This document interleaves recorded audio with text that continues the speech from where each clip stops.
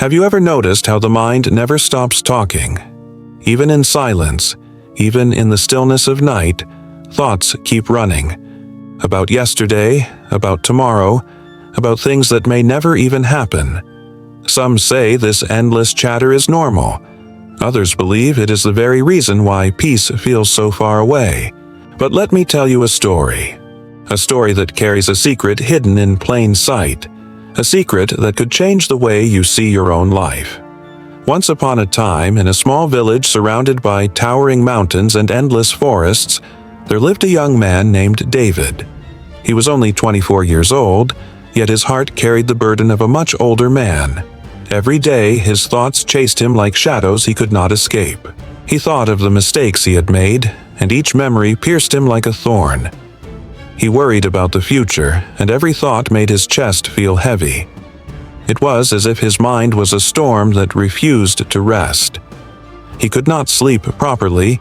He had forgotten the joy of smiling freely, and his days felt like endless battles against himself. The world outside might have looked calm, but inside him, a war was always raging. One evening, while sitting under a tree, David overheard travelers speaking of a wise old man who lived in a distant hill village. This old man, they said, had once been a famous psychologist in the city. He had helped countless people overcome their struggles and find peace. But in his later years, he left the noise of the city behind, choosing instead a quiet home in nature, where he sometimes gave guidance to those who sought him. A spark lit inside David's restless heart. Perhaps this old man could show him the way. Perhaps he could finally silence the storm. Without waiting too long, David decided to go. The journey was not easy. Days turned into nights as he walked across rivers, climbed rocky paths, and passed through dense forests. Sometimes he felt like turning back, but the thought of peace pulled him forward. At last, tired but determined, he reached the quiet village in the hills. There, at the edge of the village, stood a small house covered with vines and flowers. Birds rested on the rooftop, and the air smelled of fresh earth. In the yard sat the old man, holding a book in his hands. His face carried the calmness of still water, and his eyes reflected a peace that words could not explain. David walked closer, bowed slightly, and spoke with a trembling voice. "Sir, my mind is restless. I cannot control my thoughts. I feel trapped in the past and scared of the future. Please, help me." The old man closed his book gently and gave him a smile that felt like sunlight after rain. "If you truly wish to find peace," he said softly, "then I will give you a simple task." He lit a candle, its small flame dancing in the breeze, and placed it in David's hand. "Walk around the entire village at the foot of this hill. But remember, no matter what happens, do not let the flame go out." David accepted. He held the candle carefully and began walking. The path was uneven, the wind whispered through the trees, and the flame flickered with every step.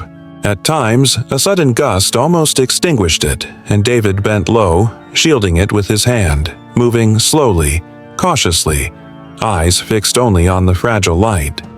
He passed through the forest where the golden sun was setting between the trees. He did not stop to watch the colors in the sky. He heard the rustling of leaves, the songs of birds returning home, the laughter of children in the village, but he paid no attention. His whole world was narrowed down to the small flame in his hand. Hours later, exhausted but relieved, David returned to the old man. "Sir," he said with a sigh, "I did it. The candle is still burning." The old man's eyes shone with kindness. "Good," he said. "But tell me, David, did you see the sunset? Did you hear the forest sing? Did you notice the people of the village?"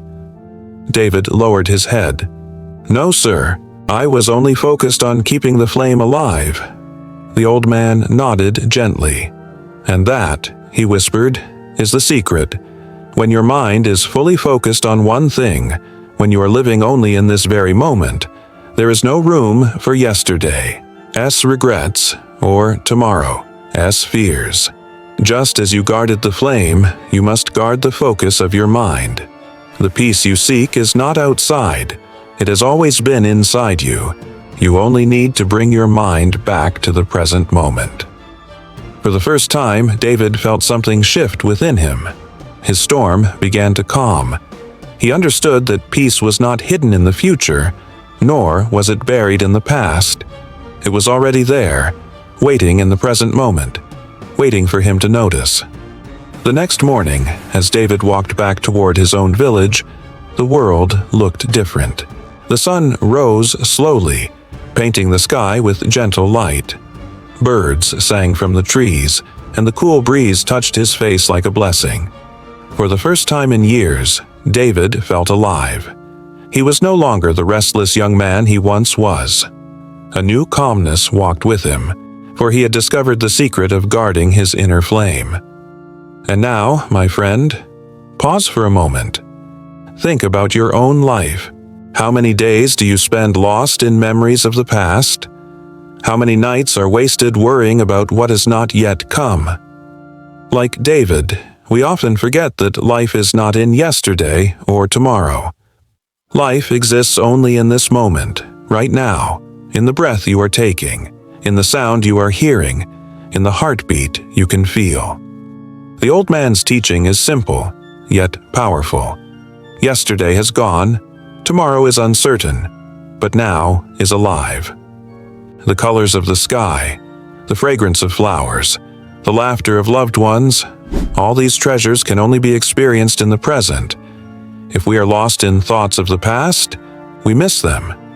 If we are worried about the future, we ignore them. But when we are here, fully here, our mind becomes calm, our heart becomes light, and life itself becomes beautiful.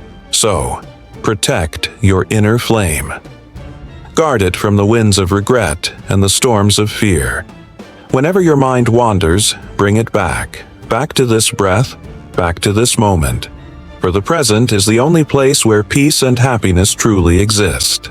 And, just as David returned with a new understanding, you too can return to yourself. Ask yourself, are you watching the sunset of your life? Or are you too busy guarding a flame of worry? Are you hearing the music of the world? Or are you trapped in thoughts of what was and what might be? Remember, the flame you guard is your focus. Protect it wisely, and it will light your way to peace.